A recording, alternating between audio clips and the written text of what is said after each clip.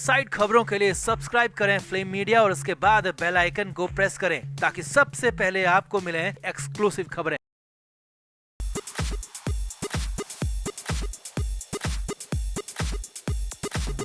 नवाब मलिक को इस बार Bombay high court से झटका लगा और कोर्ट ने उन्हें जमानत नहीं दी। मलिक ने एमएलसी चुनाव में वोटिंग के लिए जाने देने की मांग की थी और इसके लिए ही टेम्परेरी बेल मांगी थी, मगर मलिक फंस गए क्योंकि मलिक को राहत नहीं मिली और फाइनली कोर्ट ने मलिक की बात को, मांग को खारिज कर दिया और मलिक को झटका दिया। अब मलिक को जमानत तो नहीं मिली, लेकिन क्यों नहीं मिली जबकि उनके वकील ने दलील जबरदस्त दी थी, तो उसका खुलासा अब हुआ है क्योंकि मलिक ने खुद ही खुद को फंसा डाला, अटका डाला और मलिक अपनी ही गलती पर बुरी तरह से फंस गए, अटक गए क्योंकि बेल नहीं मिलने की असल वजह जो सामने आई है वो हैरानी भरी है और उसमें साफ साफ दिख रहा है कि गलती किसकी है। तो आपको बताते हैं नवाब मलिक पर इसका पूरा अपडेट और क्या है वो गलती। आप भी कमेंट करके अपनी राय जरूर दें, वीडियो को शेयर भी करें। नवाब मलिक के हालात बेहद ही ज्यादा खराब है। मलिक पहले जेल में रहे और अभी जेल जैसे हालात में अस्पताल के अंदर हैं और मलिक के लिए कहीं से कोई राहत दिख नहीं रही है। नवाब मलिक कई बार कोशिश कर चुके हैं, कई बार जेल से बाहर आने के लिए जोर लगा चुके हैं, लेकिन उन्हें कहीं से कोई राहत मिलती नहीं है, उल्टा आफत बढ़ती जाती है। पहले मलिक की केस को अवैध मानने वाली याचिका खारिज हुई, उसके बाद हेल्थ ग्राउंड वाली बेल एप्लीकेशन खारिज हुई और फिर राज्यसभा चुनाव में वोटिंग के लिए बाहर नहीं जाने दिया गया। और अब की बार भी ऐसा ही हुआ जब नवाब मलिक ने एमएलसी चुनाव के लिए जाने देने की मांग की थी और टेम्परेरी बेल मांगी थी, लेकिन शुक्रवार को कोर्ट के फैसले में निराशा हाथ लगी क्योंकि मलिक की एप्लीकेशन को खारिज कर दिया। अब मलिक को इस बार बॉम्बे हाई कोर्ट से झटका लगा था, लेकिन अब वो भी सामने आ गया है कि आखिर झटका लगा क्यों, वजह क्या थी, क्यों कोर्ट ने याचिका खारिज कर दी। तो इसकी वजह है खुद नवाब मलिक और उनके वकील। जी हाँ, ऐसा ही कुछ हुआ है क्योंकि बेल एप्लीकेशन में ऐसा ही कुछ लिखा था जिसे सरकारी वकील ने मुद्दा बना लिया, मौका पकड़ लिया और उसके बाद तो कोर्ट ने भी मान लिया कि हाँ, सरकारी वकील ठीक कह रहे हैं। असल में नवाब मलिक की तरफ से जो बेल एप्लीकेशन दी गई थी उसमें साफ साफ लिखा था कि मलिक पूरी बेल नहीं मांग रहे हैं, एक दिन के लिए भी जमानत नहीं मांग रहे हैं और सिर्फ वोटिंग के लिए जाने देने की मांग कर रहे हैं। वो वोटिंग के लिए जाना चाहते हैं। याचिका में आगे लिखा क्योंकि मलिक अस्पताल में भर्ती हैं और अस्पताल से वोट देने पुलिस के पहरे में जाएंगे और पुलिस के ही पहरे में वापस भी आ जाएंगे। अब मलिक और उनके वकीलों को लगा होगा कि इस बार शायद ऐसे काम बन जाए और शायद कोर्ट ऐसे मान जाए कि वोटिंग ही है तो कुछ देर में जाएंगे और मलिक को भी उम्मीद यहाँ पर जग गई कि हो सकता है कि उन्हें इस बार राहत मिल जाएगी, मगर यहीं पर खेल हो गया। जी हाँ, असल में मलिक और उनके वकीलों ने लिखा कि नवाब मलिक पुलिस एस्कॉर्ट के साथ जाएंगे और पुलिस एस्कॉर्ट के साथ ही वापस आ जाएंगे और इसी शब्द पर सरकारी वकील ने आपत्ति जता दी। साफ साफ कह दिया कि एक कैदी को पुलिस का एस्कॉर्ट नहीं दिया जा सकता है और वोटिंग के लिए जाने के लिए तो बिल्कुल भी नहीं। यानी कि सरकारी वकील ने मुद्दे को पकड़ लिया, शब्द को पकड़ लिया, जकड़ लिया और कोर्ट से साफ साफ कह दिया कि अभी नवाब मलिक को हम पुलिस एस्कॉर्ट देंगे तो बाद में बाकी लोग भी डिमांड करेंगे और ये बिल्कुल भी फिजिबल नहीं है, संभव नहीं है और इसीलिए इस बेल एप्लीकेशन को खारिज किया जाए।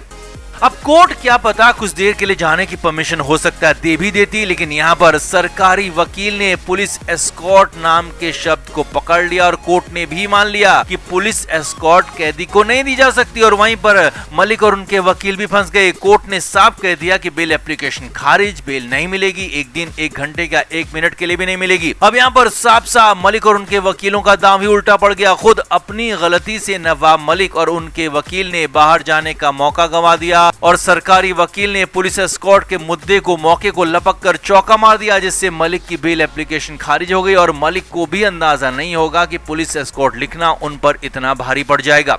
अब आगे क्या होगा या फिर क्या हो सकता है तो वो भी समझिए। तो नवाब मलिक को जब इतने बड़े मामले में यानी कि वोटिंग के लिए, वो भी राज्यसभा के लिए, एमएलसी के लिए बेल नहीं मिलती है, हेल्थ ग्राउंड पर बेल नहीं मिली है, तो तय मानिए कि आगे भी नवाब मलिक को बेल मिलेगी ये संभव दिखता नहीं है, पॉसिबल दिखता नहीं है। किसी भी ग्राउंड पर नवाब मलिक को बेल मिलेगी ये दिखता ही नहीं है। यानी कि ट्रायल चलेगा और तब तक उन्हें जेल में ही रहना होगा और कोर्ट में दोषी साबित हुए तो फिर तो आगे भी लंबे समय जेल में रहना पड़ सकता है क्योंकि पीएमएलए एक्ट में जो उन पर आरोप लगाए गए हैं वो बेहद ज्यादा गंभीर हैं और उन पर देशद्रोह तक के आरोप तक लगाए जा रहे हैं, देश के खिलाफ जाने तक के आरोप लगाए जा रहे हैं। तो कुल मिलाकर मुश्किलें बेहद ज्यादा बढ़ गई हैं नवाब मलिक के लिए और अब की बार तो अपनी ही गलती थे, अपनी मुश्किल बढ़ा ली। तो आपका नवाब मलिक की इस गलती पर क्या कहना है और क्या एक कैदी को पुलिस एस्कॉर्ट ऐसे मिलना चाहिए नहीं? कमेंट करके आप भी अपनी राय जरूर दें, वीडियो को शेयर भी करें। तो नवाब मलिक होने को अभी भी महाराष्ट्र सरकार में मंत्री हैं और कैबिनेट मंत्री हैं। हालांकि उनके पास फिलहाल कोई विभाग नहीं है, लेकिन वो जब तक कानून के शिकंजे में नहीं थे तो तब तक उनकी ताकत का, उनके रसूख का सिर्फ अंदाजा लगाया जाता था। लेकिन अब वो ताकत कहीं दिख नहीं रही है और ऊपर से आफत लगातार बढ़ रही है। ईडी के केस में 23 फरवरी से कानून के शिकंजे में है और 4 महीने होने को है। 1 इंच भी राहत नहीं है और उनकी हर रोज आफत बढ़ती जा रही है। अब नया और बड़ा मामला एक और आ गया है और मामला इस बार मुंबई पुलिस से जुड़ा है। जी हाँ, मुंबई पुलिस नवाब मलिक के पीछे पड़ गई है। जी हाँ, वही मुंबई पुलिस जो कि महाराष्ट्र सरकार के अधीन आती है और उसी महाराष्ट्र सरकार में नवाब मलिक मंत्री हैं, लेकिन फिर भी वही मुंबई पुलिस नवाब मलिक के पीछे पड़ गई है और कोर्ट ने भी सीधा सीधा आदेश जारी कर दिया जिसने मलिक की मुश्किलें बढ़ा दी हैं। असल में महाराष्ट्र में सरकारी आधिकारिक दस्तावेज लीक होने के मामले की जांच चल रही है और इस मामले में अधिकारी रश्मि शुक्ला पर गंभीर आरोप हैं। रश्मि शुक्ला पर आरोप है कि सरकारी दस्तावेजों से भरी हुई 3 पेन ड्राइव ऑफिस से निकाली गई और इनमें सरकार की कई सीक्रेट बातें, कई सीक्रेट दस्तावेज थे और आरोप है कि इनको रश्मि शुक्ला के ही जरिए निकाला गया। अब इसमें नवाब मलिक का क्या कनेक्शन है, नवाब मलिक कैसे फंस गए, तो वो भी समझिए। असल में इन 3 में से 2 पेन ड्राइव को ट्रैक किया जा चुका है और इन्हीं में से एक तत्कालीन डीजीपी को भी भेजे जाने की बात कही जाती रही है और इन 2 पेन ड्राइव को ट्रैक करके वापस से सरकार के पास पहुंचा दिया गया है। यानी कि 2 पेन ड्राइव मिल चुकी हैं, लेकिन तीसरी पेन ड्राइव अब भी गायब है और जो तीसरी पेन ड्राइव गायब है वो नवाब मलिक के पास होने का आरोप लगाया गया है, शक जताया जा रहा है। जी हाँ, आशंका जताई गई है कि महाराष्ट्र सरकार के मंत्री और जेल में मौजूद नवाब मलिक के पास उनकी अथॉरिटी में वो तीसरी पेन ड्राइव है जिसमें कई सरकारी दस्तावेज हैं, सीक्रेट कागजात हैं। आगे देखिए, अब मलिक तो ईडी के शिकंजे में और फिलहाल न्यायिक हिरासत में है और इलाज उनका चल रहा है। तो इसके लिए मुंबई पुलिस की साइबर सेल ने अपने वकील अजय मिसर के जरिए पीएमएलए कोर्ट में अर्जी दी और नवाब मलिक से पूछताछ करने की मांग की। वकील मिसर का साफ कहना है कि वो चाहते हैं कि इस मामले में मलिक से पूछताछ हो, उनका बयान दर्ज हो ताकि तीसरी पेन ड्राइव का पता लग सके, क्योंकि तीसरी पेन ड्राइव सीधे सीधे नवाब मलिक के पास होने की बात कही जा रही है।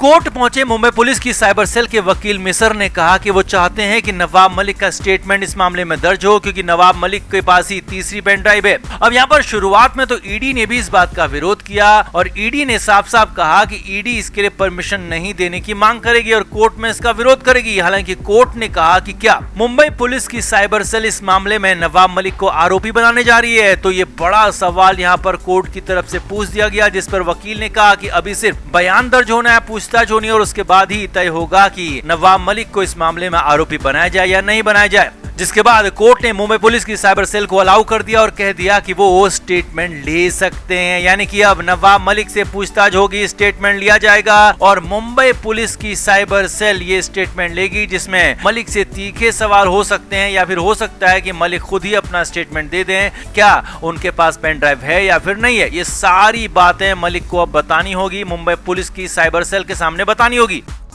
Flame media report.